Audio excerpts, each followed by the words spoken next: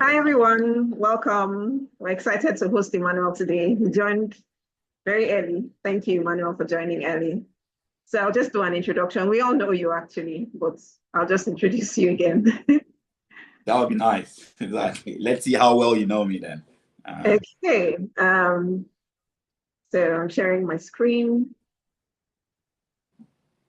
Okay. Okay, so this is a chat. Can you see my screen? Yeah, I can. Okay, so this is a chat with Emmanuel Adjei. Did I pronounce it right? Yeah, well, I think it's a Nigerian way of pronouncing, which is fine. But back in Ghana, you say Ajay, or back home in my Okay. hometown, you say Ajay. So Ajay is fine. All Okay. right. So we have Emmanuel Adjei here. And today we're going to hear his Bike to My Roots story and discover how we can support EduSpots and support Emmanuel at the same time. So he's not doing this journey alone. So this is the format in which this will go. So we'll talk about EduSpots, a bit about EduSpots. This event is actually what we call Ignite Talks. I'll just describe it a bit for those who might be joining an Ignite Talk for the first time. And then we'll meet Emmanuel. We'll do some discussions. You can ask your questions, ask him why he decided to embark on this journey, ask him how you can support, and then announcements. So EduSpots, we are here because of EduSpots, and EduSpots connects, trains, and equips over 400 catalysts, local catalysts. We call our volunteers catalysts.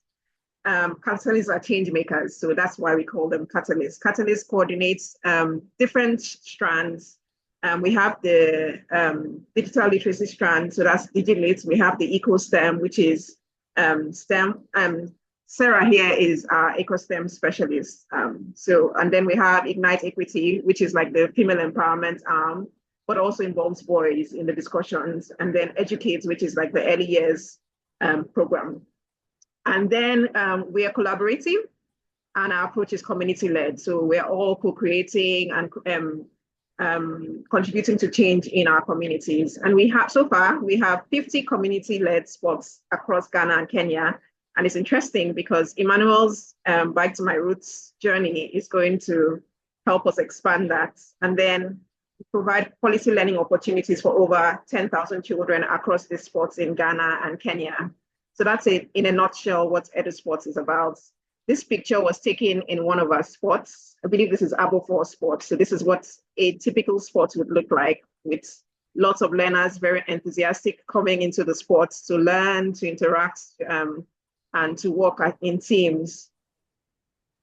So about our Ignite Talk. So we usually have this, they're like webinars. So something like what we are in. We have one every month, and we invite guest speakers who are, should I say, experts in their field, who are very knowledgeable in different areas, to come and give talks. And we invite our catalysts to join these sessions. It's also open to the public. So if anyone wants to join that is not an EduSpots team member or an EduSpots catalyst, they're very welcome to join. It's about knowledge sharing. It's about being in the same room with like minds, brainstorming, learning, growing, evolving, and they're free to attend. Once you register, you get the link and you can join once every month. So look out for those. And then we meet Emmanuel. So Emmanuel Adjei is a Ghanaian sports scientist based in Germany. He's originally from Ghana, and he was a talented sprinter and pole vaulter, nurtured by the country's vibrant sports culture. So I know Ghanaians love sports, just like Nigerians. His interest in cycling began at the age of 12 through limited infrastructure in Ghana, which made it difficult to pursue. After moving to Munich in 2012, he rediscovered his passion for cycling in a city more supportive of the sport. And since 2020, he has embraced road cycling and bike packing, exploring various parts of Europe on two wheels. Beyond sports, Emmanuel also enjoys painting, hiking, cooking, and adventurous travels. So welcome, Emmanuel. We're very glad to have you in our midst today. So we'll just go into the discussion. I'll stop sharing the screen. And we're going to talk about Bike to My Roots, your journey in Bike to My Roots. Sorry, let me put you in the spotlight so that we can all see you. All right. Welcome if you joined while I was speaking.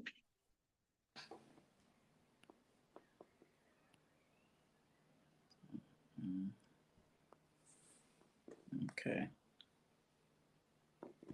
Emmanuel. So what inspired you to create this Bike to My Roots journey that you're embarking on starting June 7th? Where did the inspiration come from? I mean, after reading my profile, you've touched on a couple of key points that actually kinds of gives away where the whole enthusiasm is coming from. And that was a good description, by the way. I like the colors and how you put the words together. So it's a very nice profile, right?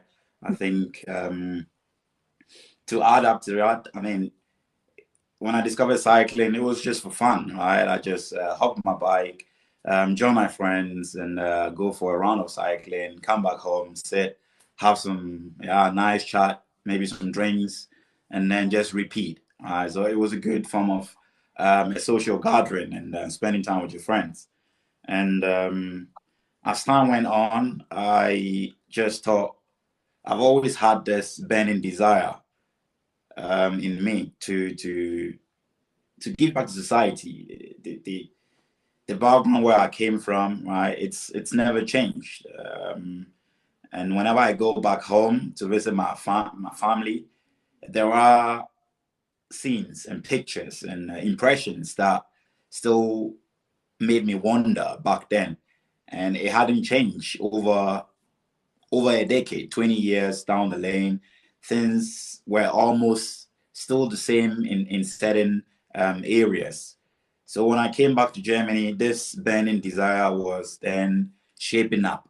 So I began to rethink the whole process and ask myself, okay, how can I give back to society? How can I change what I see every now and then when I go back home that I'm not really happy with, all right? So to change that situation, I thought of using this cycling instrument to foster that kind of change.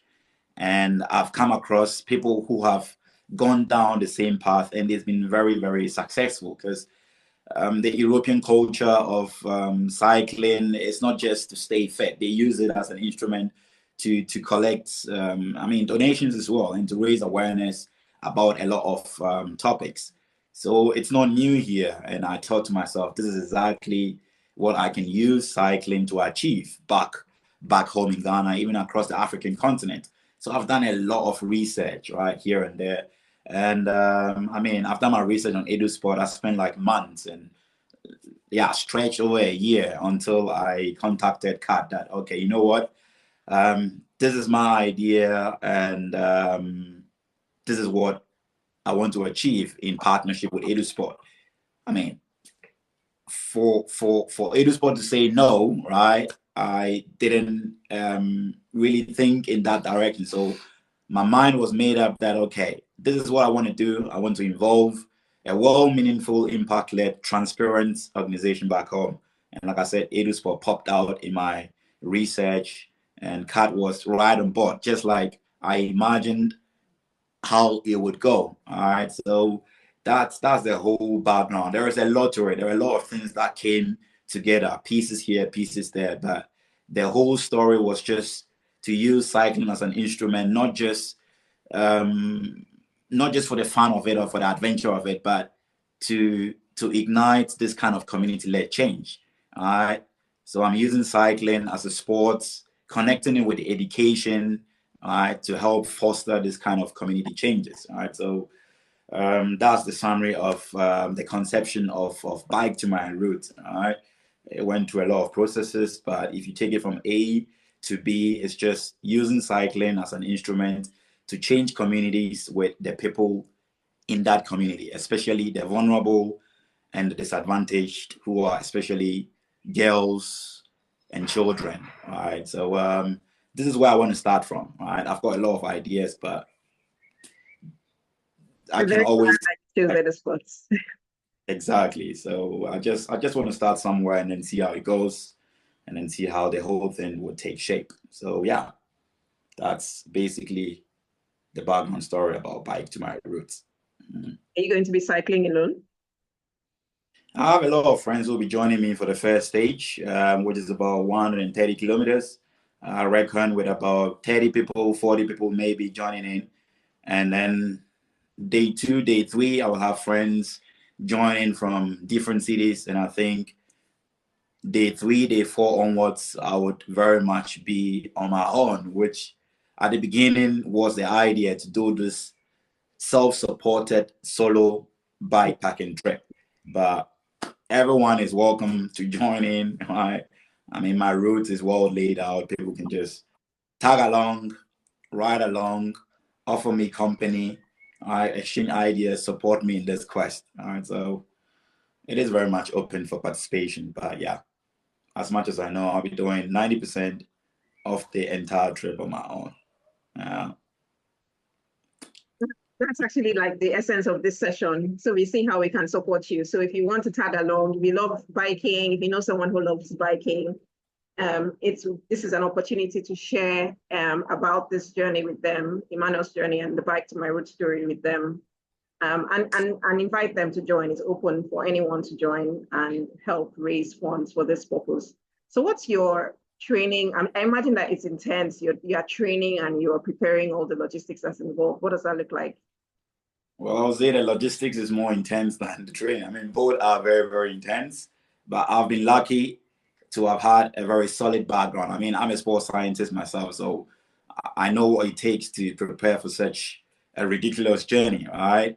And since I have been doing bikepacking within Europe for the past 4 years, 5 years, I have, yeah, I mean, I'm in possession of a lot of gear, kits for my bike, logistics here and there. But for every new adventure, I mean, I've never gone on this kind of streak before, right? The maximum I've done is about 2,000 to 3,000 kilometers, but this is going to be like triple that. So logistically, I really need to prepare more than what I've been doing within Europe, and that has been very challenging. I mean, but the good thing is I know exactly what I need, but there may be certain things that would first become useful during the trip, which I don't really have answers to at the moment. What do I really need? All right, so I'm just picking the necessary items. So it's more like quintessential, picking the most important things that you will need on this trip. All right. When it comes to the training aspect, it does require a lot of training, though. You need to, I mean, train your body to be able to do 100 kilometers on daily basis. And if you have done that before, right, you can do it at a go, one day and then take a break. But the idea or the plan will be to cycle every like 4 or 5 days in a row, at least 100 kilometers, and that takes its own toll on the body. So with this kind of adventure ahead, you just need to train your body, not just your mind. It's going to be mentally very, very challenging, especially cycling across the desert over 2,000 kilometers. That's crazy because it's going to be like 2-3 weeks just sandwiched between an ocean and a desert and dunes. All right, with 40 degrees of sunshine, and it's going to be scorching. So there are a lot of aspects to consider, but I am doing as much as that I can. Logistically, check. Training wise, training specifically for this project for the past 6 months, and I think I'm ready to go. All right. That's amazing. Do you anticipate any challenges? I know you're going to be crossing borders, different climates, so lots of changes happening on the road. Do you anticipate any specific challenges that you might encounter? Yes, definitely. I mean, it would be very boring if I wouldn't. I mean, I told myself I need an adventure, right? Those that I've had on European soil, it is challenging, but it's very doable, and you enjoy it most of the time. You're not far away from a water source. I mean, no more than 10 kilometers, but the greatest challenge will be finding source of water and food while crossing over the desert. All right, and I have read a lot about certain points where you can fill up, but it's not that convenient. You're like 200 kilometers apart on the average, so you need to plan how to fuel from point A to the next. All right, and I know crossing the very moment I hit Moroccan soil. Morocco is very well, right, resourced for cycling as well. So it's going to be good. But once I head towards the deserts, Western Sahara, Mauritania, that's where the greatest challenge would come in. So like I said, it's 40 degrees during the day, and then in the night it becomes very chilled, around 5 degrees. So you'll be switching in a lot in terms of the clothing, what you're wearing. And exactly, like you mentioned, the weather, food, logistically, if anything breaks down and I don't have it with me, then the next question becomes, how do you get to your next destination? So uh, I know friends, like friends from other friends who have gone on this very routes, and I've read about the experiences. Some are scary, right? Someone being woke up in the middle of the night trying to pitch camp somewhere, and then there is a military personnel right over you with guns, right? And there are crazy stories out there that you read, but I think the less you read, the better it is. So I've tried to keep the news or the content, right, kind of limited and managed. So I will go out there and then have my own fair share of my experiences, but it's definitely going to be tougher than everyone imagines. Right? It's not all about the adventure and the fun. It's just redefining yourself and then trying to cope with challenges that you never even thought you could ever encounter or even manage. All right, so I can't think of some challenges. Some I've got no idea. I might wake up next to a snake in my tent or to a scorpion. All right, that's also an option to consider. So I'll be keeping you guys posted exactly on the challenges I'll be facing on the way. Okay, so in terms of us supporting you and following you on this journey, and so that you can keep us posted, how can we follow along and stay updated as you are on the road when you start on the 7th? In the 7th. So I've got three important channels. One being Instagram, which is where I will be uploading almost on daily basis updates about the journey, behind the scenes, what I'm eating, where I'm sleeping. So that's, I mean, you can't miss that update because it's going to be very, very intriguing and interesting for myself as well. So on Instagram is the first point of contact. And then I'll also be doing a lot of updates for people who are not really on Instagram on my homepage, right? And I've got a gallery section where I would also be doing, right, posts of especially pictures, because I'll be taking a lot of cameras, taking a lot of pictures, drones and stuff like that. So there will be a lot of incoming pictures and videos. And I've also got a YouTube channel, all under the account Bike to My Roots. I'll also be doing more or less weekly updates on YouTube for the longer video sessions that you cannot really post on Instagram. And last but not the least, on LinkedIn, right, I will also be using the platform to do some kind of engagement work with LinkedIn subscribers. So yeah, this will be the main channels of communication. All right, Instagram, YouTube, my homepage, and then LinkedIn. So that's how you can follow along the journey. When you say your homepage, is that your website? Exactly. So that's my website where The link. exactly. I mean the web page. I've linked all my information also on Instagram. So my website is basically biketomyroots.com. Okay. Bike to My Roots, YouTube, Bike to My Roots.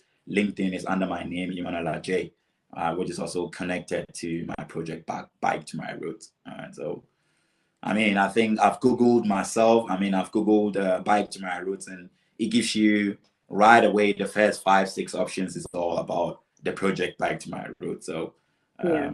if anyone is interested, that's how they can get in touch through these channels. Okay, so I'm sharing the links in the chat. So Instagram, website, YouTube. Roots with a 2, all right? So not a TO, but with the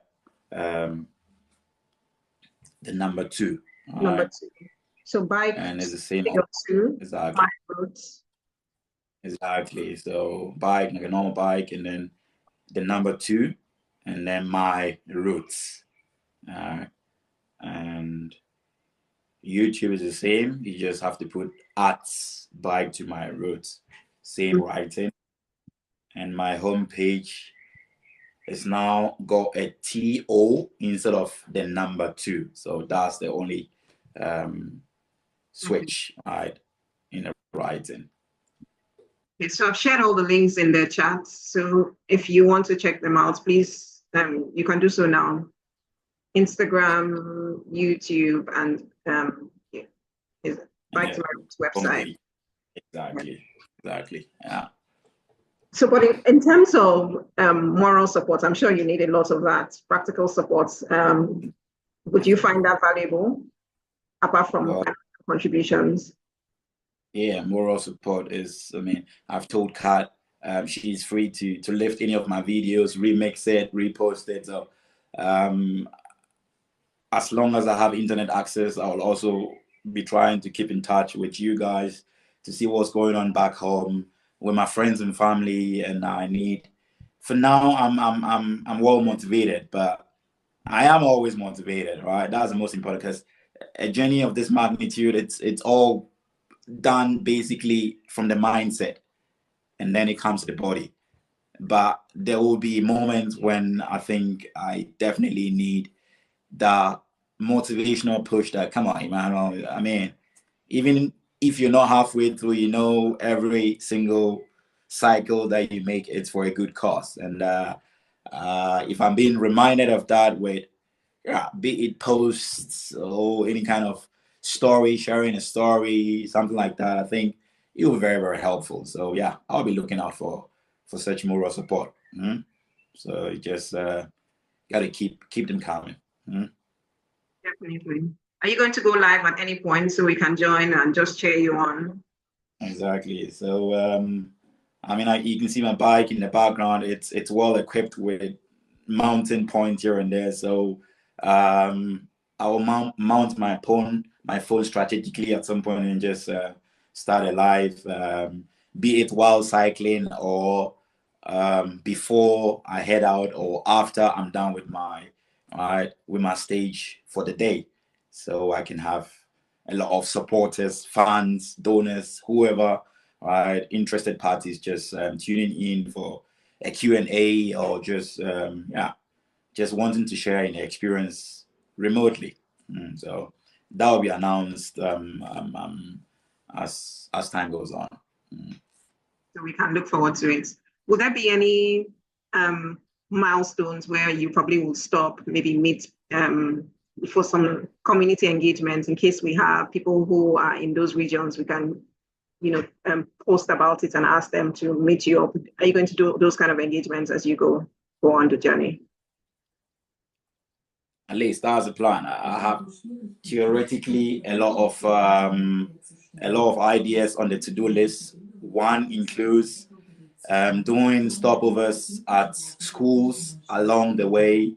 I mean, independent of EduSpots, I just want to use this cycling platform to tell a story. That's why I call it a journey to also inspire, because I just want the next generation to see that, wow, someone like me, all right, is embarking on this crazy journey that a lot of people think it's impossible. Because back home in Ghana, people are like, okay, I mean, cycling from one continent to the other, I mean, there is a big ocean in between the two continents. How is he going to do it? So I just want to take people along, share the story, especially children, right? Because I never saw this back when I was young, at 10 or 15, all right? But to look up to someone and say, wow, that's great what you're storing. So I'll be using this platform to stop by schools that I will try and get in touch with along the line, and then just stop over, tell them my story, move on, go to the next school, try and put them in this kind of inspirational state. And once I touch base in Ghana, I think I'll be open to meeting up, especially sports along the line. I mean, I'll be traveling from from the Western region into Accra. So that means I'll be going by Elmina, and I spent like 20 years of my life in Cape Coast. So I'll be doing some stopover. So I mean, you don't have a sport there, but you do have one in Elmina. So I'll be happy to meet up with sports along the line, as long as it's not a big detour, right? A lot of detours would mean riding more than 10,000 kilometers. But I mean, if I'm well nourished and more well motivated, I don't see why not. So if we keep in touch along these points, you can definitely let me know, okay, we've got a spot here. I mean, I can see it on your map. So I can even suggest that, how about you get in touch with this community to see if they're interested for me to pass through, and then I would do that. Be exciting to get our catalyst to connect. So one of the aims of this ride is to raise funds to support EduSpots in expanding the number of sports. We currently have 50 sports, as we know, and we are expanding to 100 sports. So the funds raised will be very helpful in doing that, and that's why the fundraising is also a key part of this this journey. So please, you can share the links to Emmanuel's the Bike to My Roots website, the Bike to My Roots Instagram page, YouTube. We want it to go viral as much as possible. And there are also fundraising links on all of these platforms as well, so people can donate as Emmanuel is riding.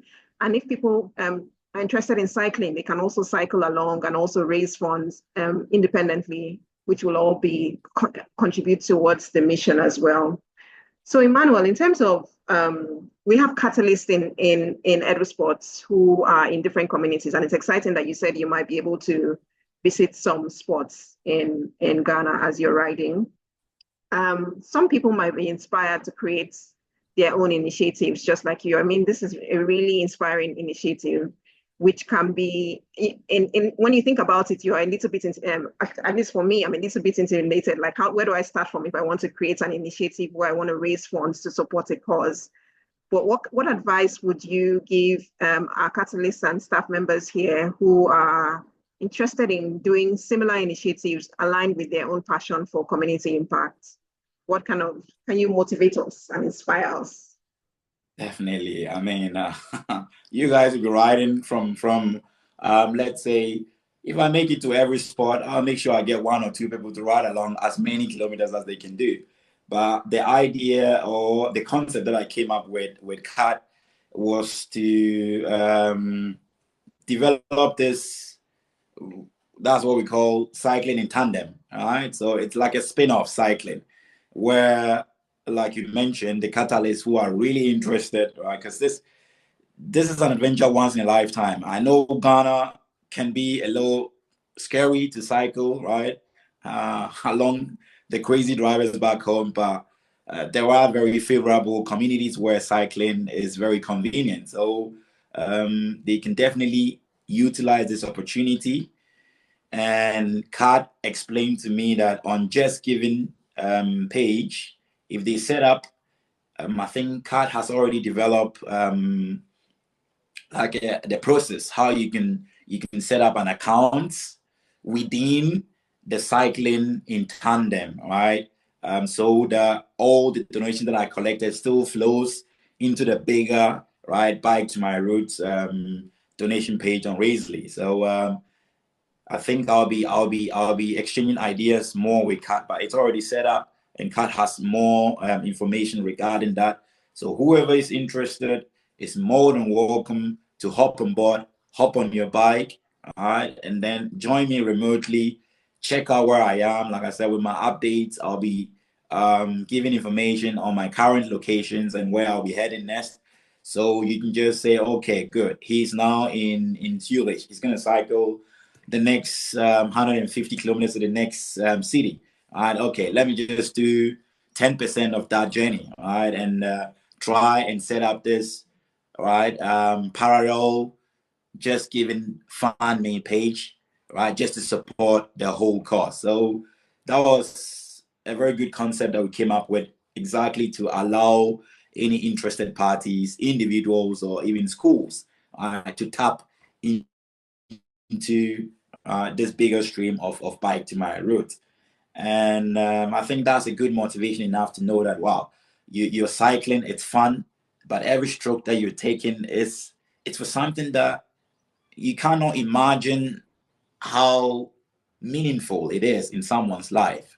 Because this is what I know, what I'm doing, partly I'm doing, like, I'm going to profit personally in terms of health. Why? Something like that. But the main focus is changing lives for someone that I don't even know. But in the next 5, 10 years, it would have changed their life around that they also want to do the same. So it becomes like a cascade, like a chain reaction. All right. So the little things that we do goes a long way to just change lives. So with this kind of um, idea at the back of your mind, knowing that you're doing something little, you're cycling just 10 kilometers, but it's going to make a huge difference in someone's life, I think nothing beats that.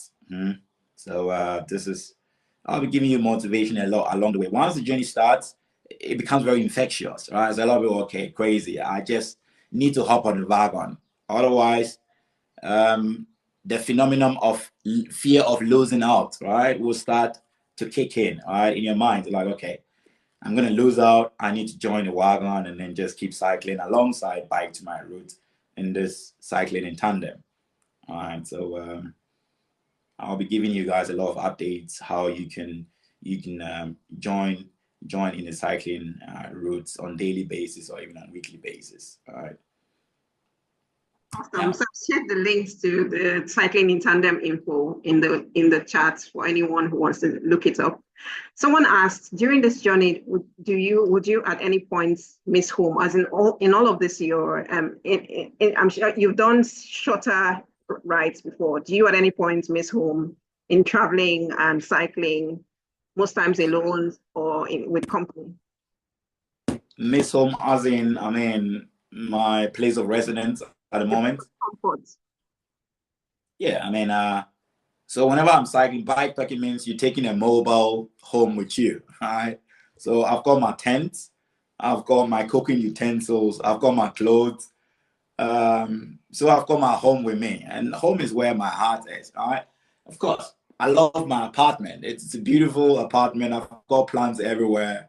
It's not the same as being on the road, but that kind of adventure that I get, it makes me forget about being home, all right? It makes me feel like, well, this is my home for the evening. I'm going to pitch camp here in the middle of nowhere, all alone, next to a lakeside, wake up, hop into the lake, take a swim, back on the bike, right? Have a puncture, fix it, have a nice meal, go ahead. So it becomes like, for that period of time, my temporal life, right? So I do miss my comfort bed, all right, and maybe some nice food, all right. So I think it's intrinsic. All right? There are things that you would prefer to rather have in the comfort of your home, but when I'm out there on the bike, it's just yeah, sleeping at heart, right, wherever I am, because my bike and my equipment on there, they just make me feel at home, all right, and just have that freedom to go wherever I want. So that's a big plus. Someone also asked, which is an interesting question. Please, are you a family man? I guess if people are trying to see how it can work for their own context as well.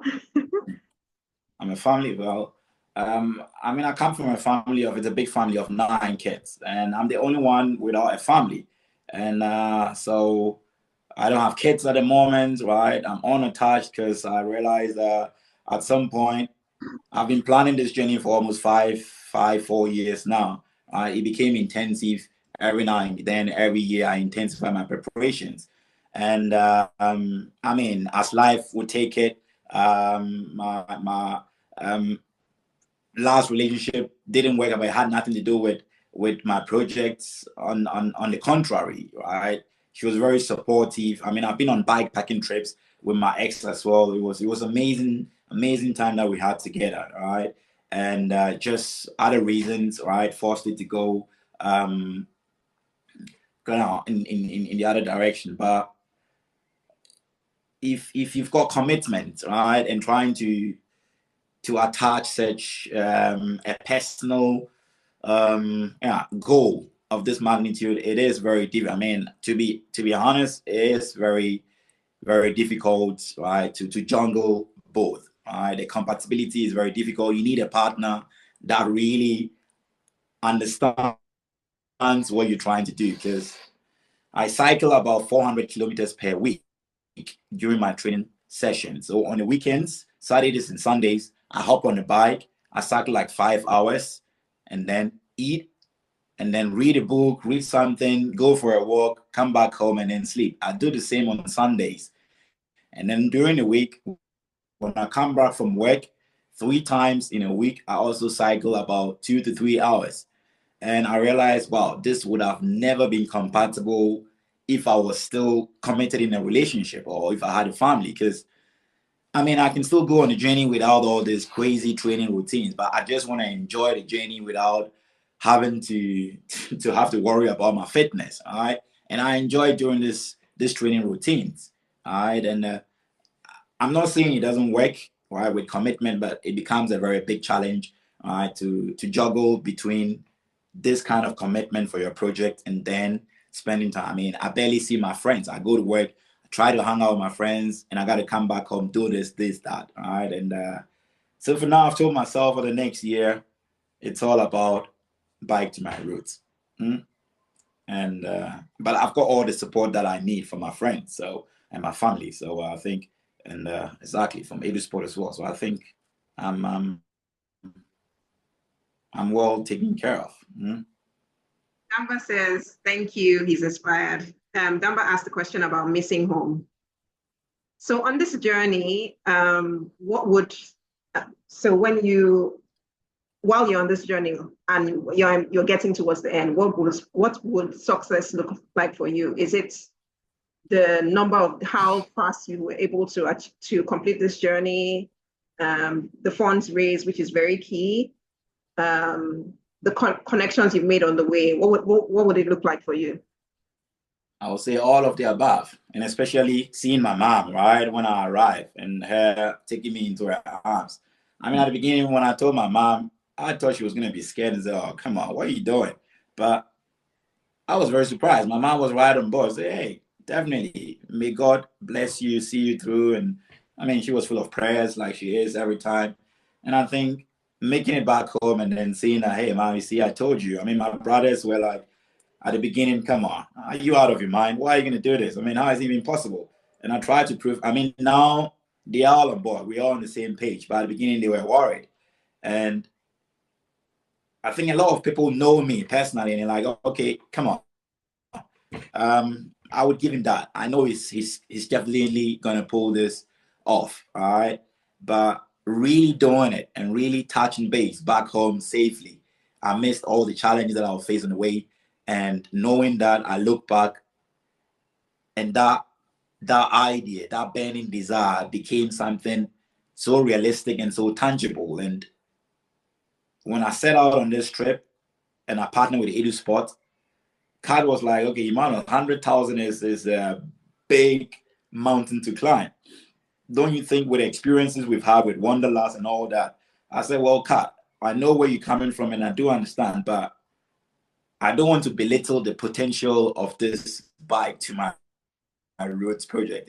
I feel within me that it's got the potential to just rewrite a lot of stories that have been written wrongly, to just tell the narrative differently and use it to really amass the support and attention that such undeserved communities and development in Ghana at large and even in Africa really needs. All right. So there will be a lot of things that will really give me that feeling, Emmanuel, you made it.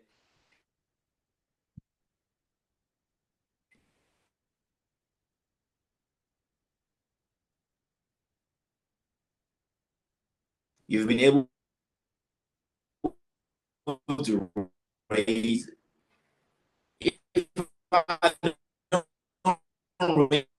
raise the hand of flying. And EduSpots raise that funds that can be used unrestrictedly, right, to support this expansion process. All right. So I think that's what it's all about. Even if we are able to expand to 1 or 2 spots directly through the support or donations this project will raise, for me, it will be a success for me. You understand? And then you mentioned the connections and the way. This is what I'm really looking out for. The kindness of strangers that have no ties to, taking you in, giving you food, giving you something to drink, helping you out. That's what I'm really looking for. And these connections would always stay with me. And on my bike, there will be a lot of signatures of any well-wisher, meaningful connection that I make in the way. All right. So I'll be collecting these memories with me. And I think these are things that I cannot describe. I just have to experience them, right, to know how success really feels like. But this is just an idea of, in which direction this kind of feeling would go.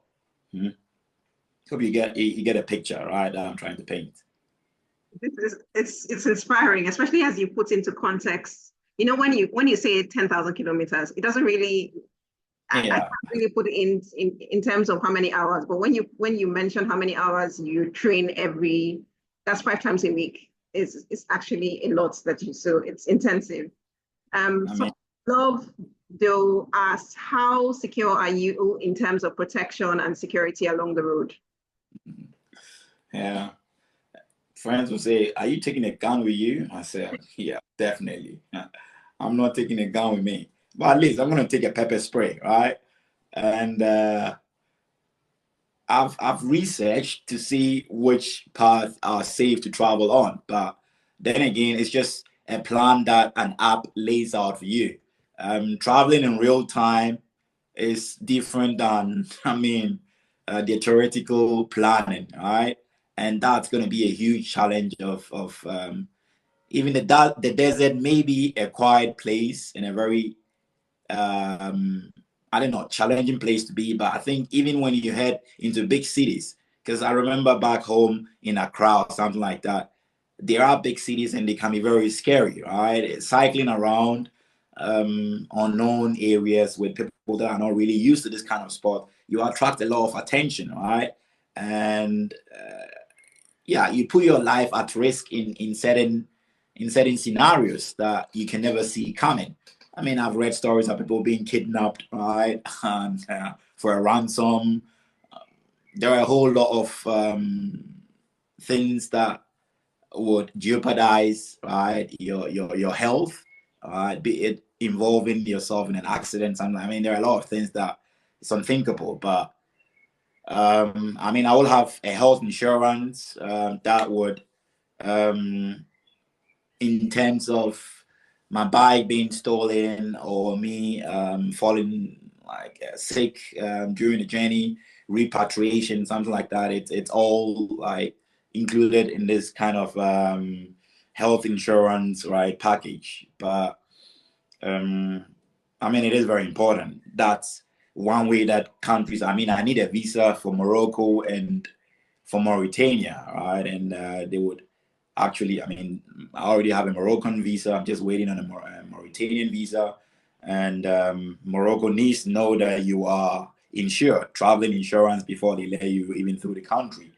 And for me, it is in my own interest, right, to have these measures in place. All right, but like I said, a lot of this is all adventure and a big surprise out there that I'm just waiting to unfold. All right. So no weapon, pepper spray. I'm just gonna take my fate and my heart with me along the way, and count on the goodness of mankind, that nothing bad happens to me. And I know my mom will be praying, so I'll be in good hands. Yeah, we're all rooting for you as well. So we'd love to hear from the audience. Do you have any questions for Emmanuel about the journey, his passion for cycling, or any hopes for this campaign? You can either in the comments or you can unmute and ask your question.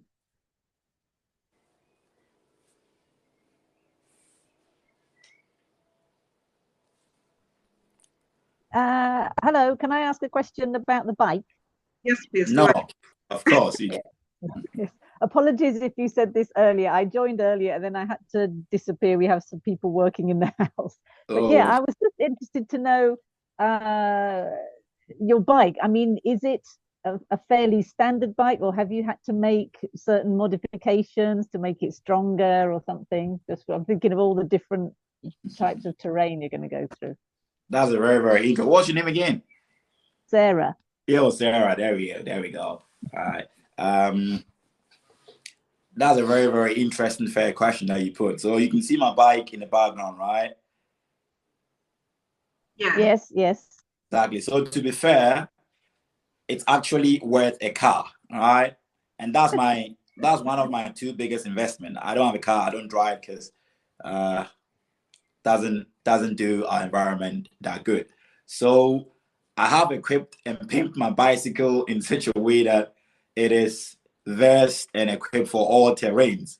And when I mean all terrains, cycling in Europe is pretty easy. A lot of tarmac, right? Easy to go. But once I hit African soil, I mean, there are roads that are not rideable. So you got to carry your bike or find right a different route. And a gravel bike, it is, right? So with a gravel bike, it's a lot, it's different than a road bike, right? In terms of the geometry of the whole frame and especially the tires.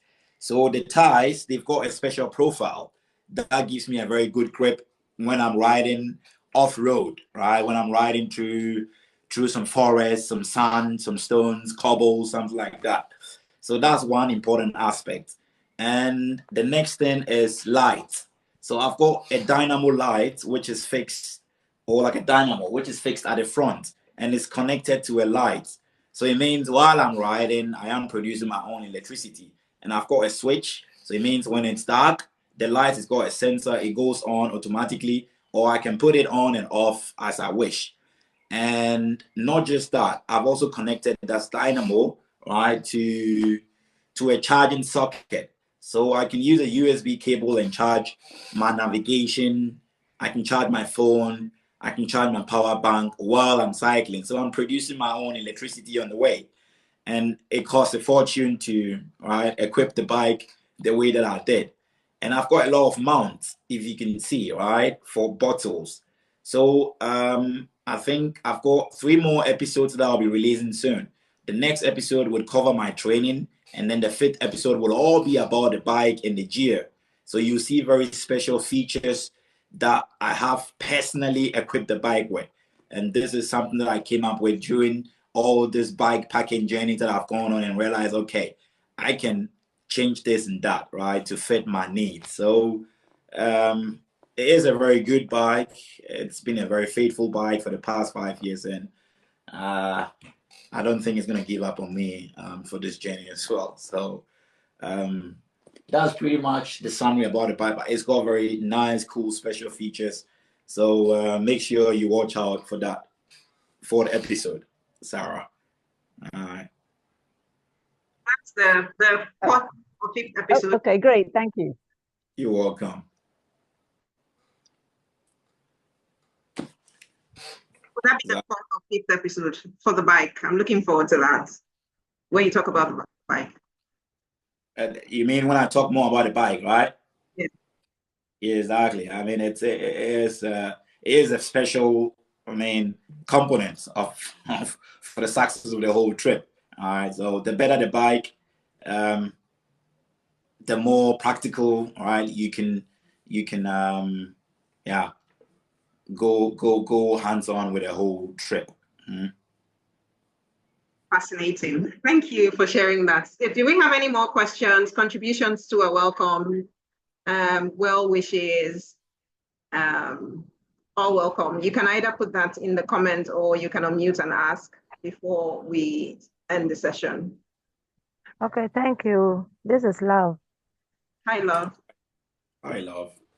Yeah, I'm so excited because right now I feel like I've met an international star.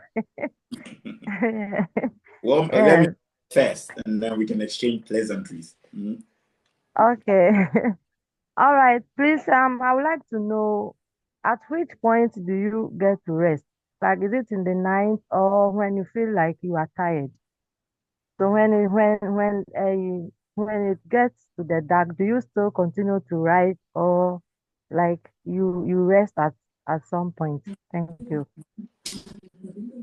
Thanks, love. That's another wonderful question because people have different strategies during this kind of cycling journeys. My strategy is to ride during the day, all right, and then rest during the night. So I'll be sleeping around, let's say, I'll be pitching tent. So I've got a tent with me, all right, and I would not be sleeping at hotels every single time. It is a very expensive, right?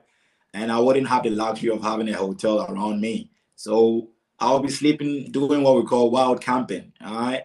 So I'll be sleeping somewhere in a wildlife next to a road somewhere, and to make sure that at least I set up my camp safe and sound.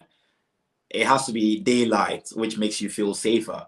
So I will start cycling around 9 to 10 a.m. after I've had breakfast, and then cycle for about 6 to 7 hours, which would amount to about 120, 130 kilometers, which is my target on daily basis on the average.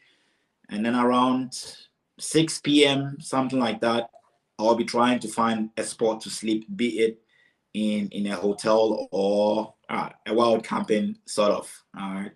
So a lot will also depend on the mood, whether I'm hungry or whether I want to get to the next city before it gets dark. And I think I will be riding into the darkness at some point because I wouldn't be able to always control and manage the situation. All right. But my main aim will be not to cycle, especially in the evening. Some people do it to avoid the sun. All right. So they cycle in the evening and sleep during the day. But I'll be doing exactly the other way around. So cycle during the day and then just sleep during the night. Mm-hmm. Okay, thank you. You're welcome. Do we have any other questions?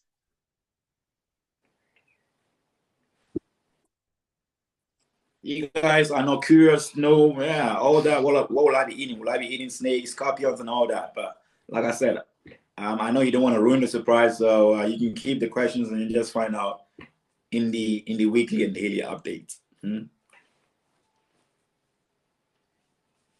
Questions for Emmanuel, how you can support, how you can be a biker yourself, how you can ride yourself, bicycle recommendations. This is your chance to ask before we end the session. Exactly. Even to touch on that, when it comes to bike, I mean, you don't need any fancy bike like that kind of bike. You just need something with 2 wheels that you can just at least take a little spin for 20, 30 minutes. It's unlimited. How long you can cycle, it's completely up to you, right? So I'm more than happy to have, I mean, if there are any means, whoever cycles, just as a little way of proving, hey, I've been on a bike, I've done 5 minutes of cycling poor. So try and so like I said, I'll be cycling on daily basis at least more than 100 kilometers. So try and cycle at least maybe 10 kilometers and then share your experiences with me and let me know how it felt. And then I'll give you some tips and tricks, right? How to enjoy it more, right? If it wasn't that enjoyable as you thought. And exactly, just try and support the whole movement, Bike to My Roots. And let's see how we can put EduSpots on a big map, right? Amazing. So, do you foresee any border restrictions? Someone asked, John asked if you foresee any border restrictions. Luckily, I hold a Ghanaian passport, which gives me access to all West African countries. And like I mentioned earlier, Morocco, Western Sahara is a territory that is still occupied by Morocco. So it's been still over. Morocco manages the affairs of Western Sahara. So I already have a visa for Morocco. So I needed a visa as an African.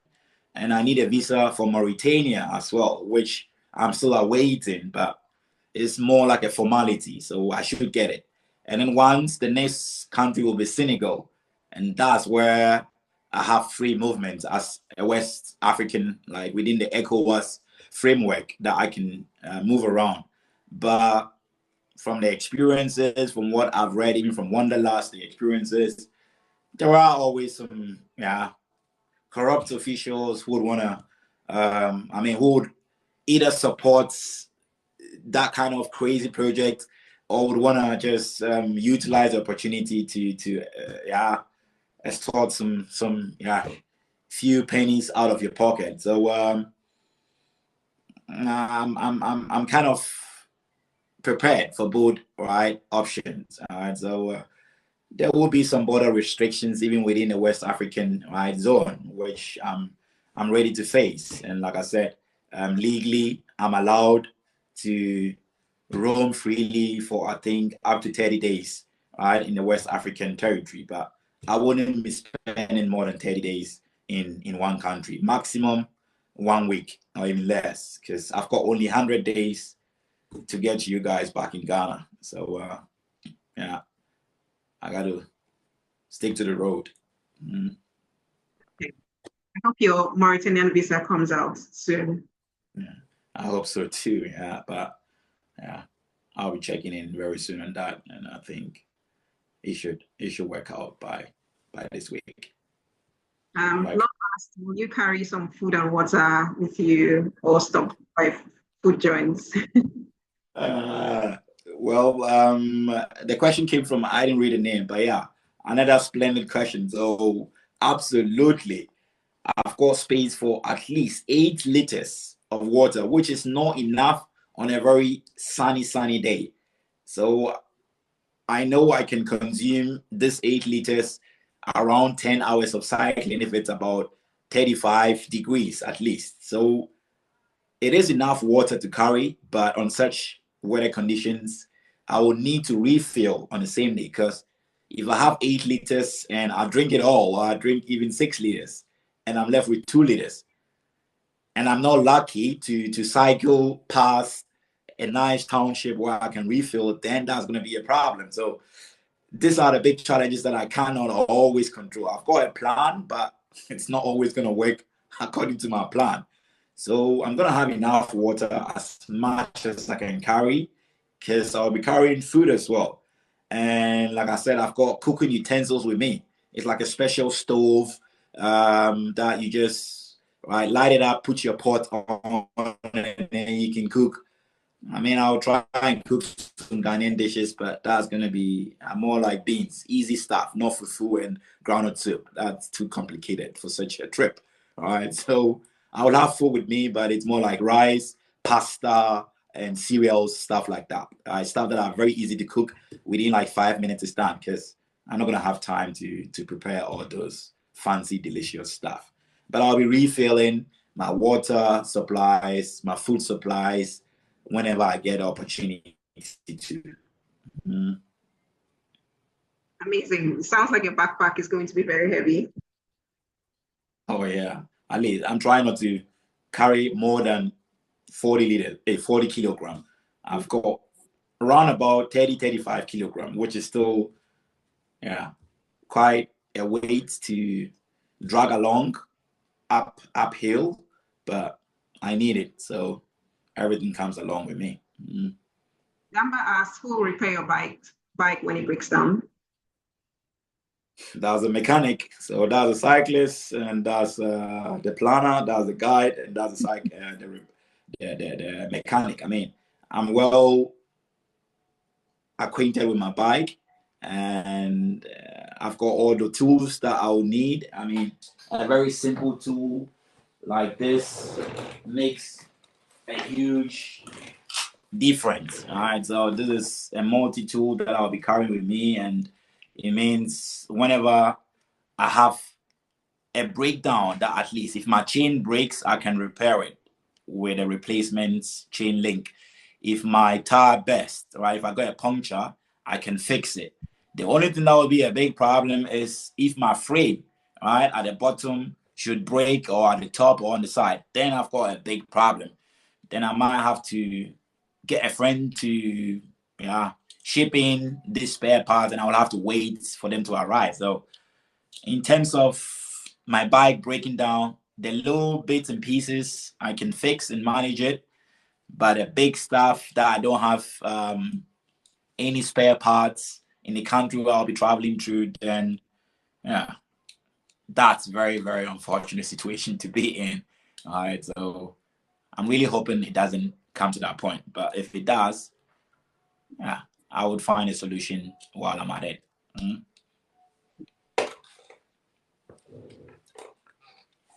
Thank you, everyone. I don't know if there are any more questions. So if about the cycling in tandem, in case you want to cycle with Emmanuel or tag someone who might be interested in cycling with Emmanuel, there's information about it on EduSpots website, also on the pages that I shared, Instagram, the website for Bike to My Roots, Emmanuel's website for Bike to My Roots. And if you scan this QR code as well, all the information about cycling in tandem will be there. You can share the link to the page with anyone who you think might be interested in cycling or supporting.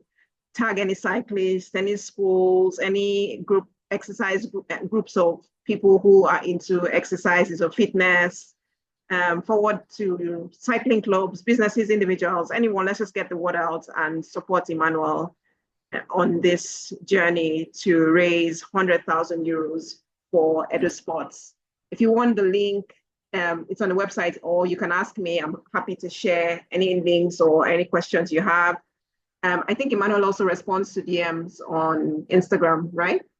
Exactly. So I'm always reachable, right? So you can, if you have any questions, if you want to check on him, he might not be able to reply immediately, but if you want to check on him, you can also send a DM. I shared the link to the Instagram, the Instagram page in the comments, in the chats. So you can DM him. It's all part of building community and collectively raising funds together. Thank you, Emmanuel. This has been an amazing session, and your energy is very inspiring. I'm rooting for you, and I'm sure everyone else is rooting for you. Does anyone want to say any final things to Emmanuel to encourage him or to give him some ginger?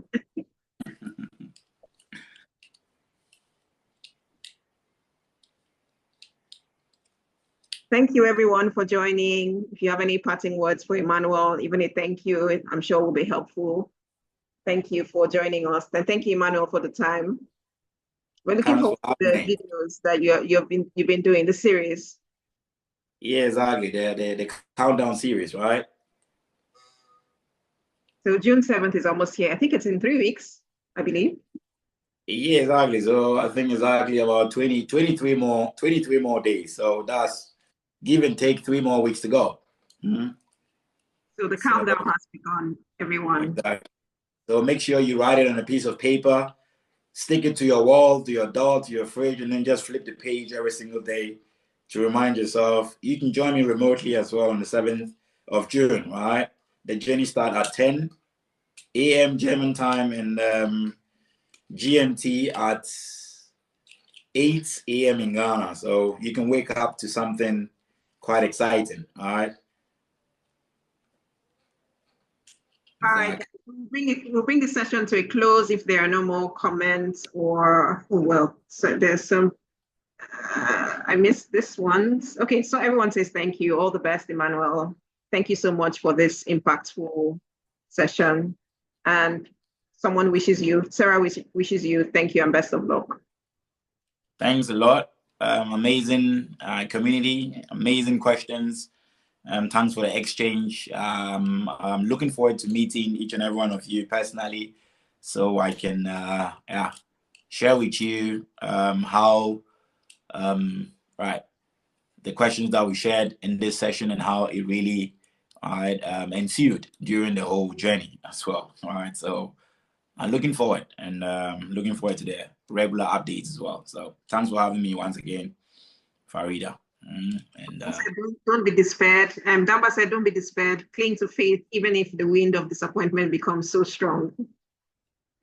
That's good, exactly. So keep them coming, yeah. Who sent that message? That's Damba. So I need it once in a week, right? So make sure just DM me on Instagram and give me your motivational quote, all right? And I'm sure I'll need it along the line, all right? So don't give up on me, because I wouldn't. Exactly.